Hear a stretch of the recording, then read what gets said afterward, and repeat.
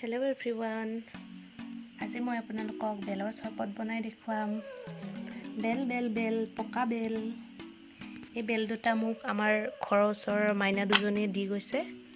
মই ভাবিলোঁ চৰবত বনাই খাই দিওঁ আৰু চৰবতখিনি কেনেকৈ বনাওঁ আপোনালোককো দেখুৱাওঁ। খুবেই সহজ, চবেই জানে, তথাপি মই ভাবিলোঁ ভিডিঅ' এটা কৰি দেখুৱাই দিওঁ। এতিয়া মই মোবাইলটো যিহেতু মোক ধৰি দিয়া মানুহ নাই, মই এটা ব্যৱস্থা লগাইছোঁ, চাওক।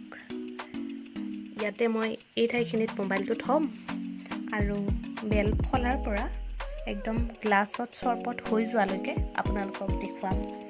আহকচোন চাওঁ। মোবাইলটো থৈ দিছোঁ মই।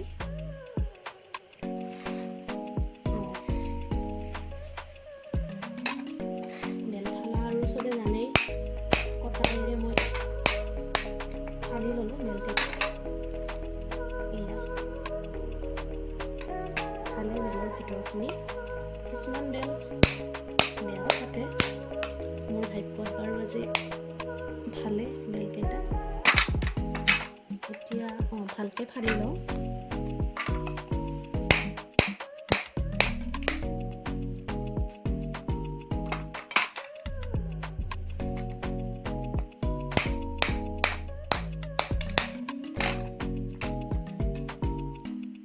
বেল ফলা প্ৰায় হৈ গ'ল।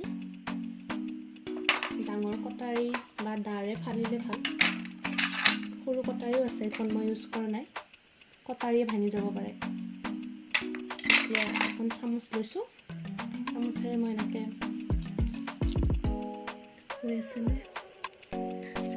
এনেকৈ বেলখিনি এনেকৈ উলিয়াম।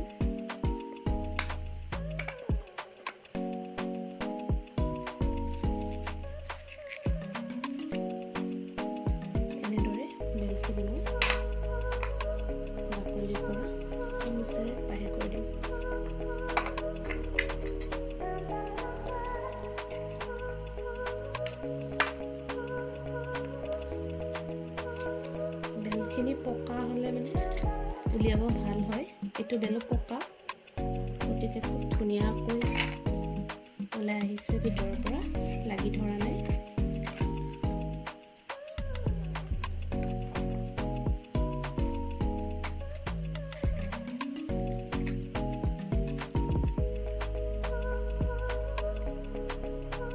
বেল উলিওৱা হৈ গ'ল আৰু এতিয়া বাকলিখিনি এনেকৈ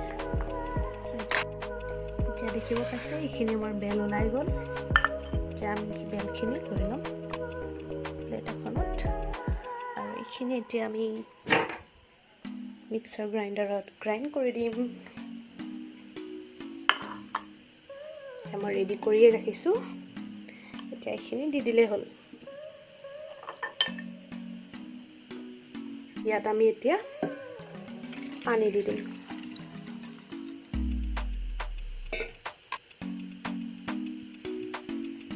পানী দিয়া হোৱাৰ পাছত আমি কেইটামান জালুক লৈছোঁ।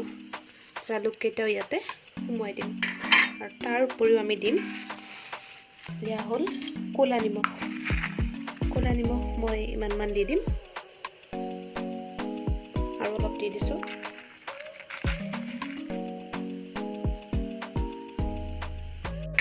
এতিয়া আমি ঢাকনখন লগাই দিম আৰু মই কেতিয়াবা এইটো চুইচ দি থওঁ, আজি বাৰু থোৱা নাই। হঠাৎ ষ্টাৰ্ট হৈ গ'লে ভয় খাই যাওঁ। এতিয়া মই চুইচটো দি দিছোঁ।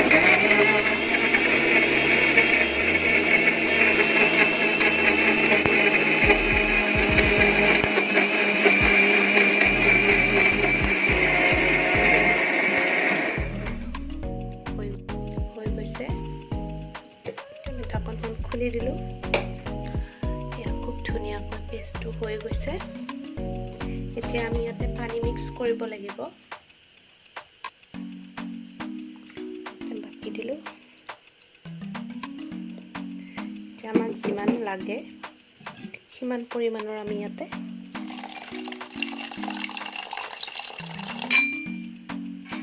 পানী মিক্স কৰি ল'ম।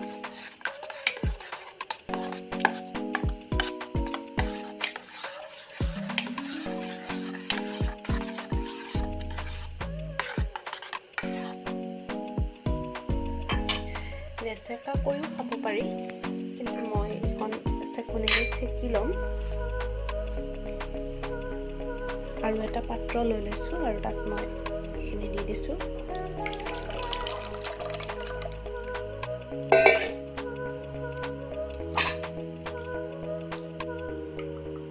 লৰাই থাকিলে তলত ধুনীয়াকৈ বেলৰ চৰবতখিনি জমা হৈ যাব। মই এটা কথা কৈ দিওঁ, মই গুটিখিনি পেলোৱা নাই, সেইকাৰণে চৰবতটো অলপ তিতা হ'ব পাৰে। আৰু মই যিহেতু এই চৰবতটো মাৰ কাৰণে বনাইছোঁ, আৰু মাৰ ডায়েবেটিছ আছে, গতিকে তিতা হ'লে একো প্ৰব্লেম নাই।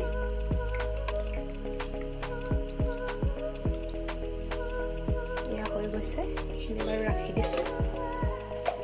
এতিয়া এটা ধুনীয়াকৈ গ্লাছ লৈ লৈছোঁ আৰু চৰবতটো দি দিছোঁ।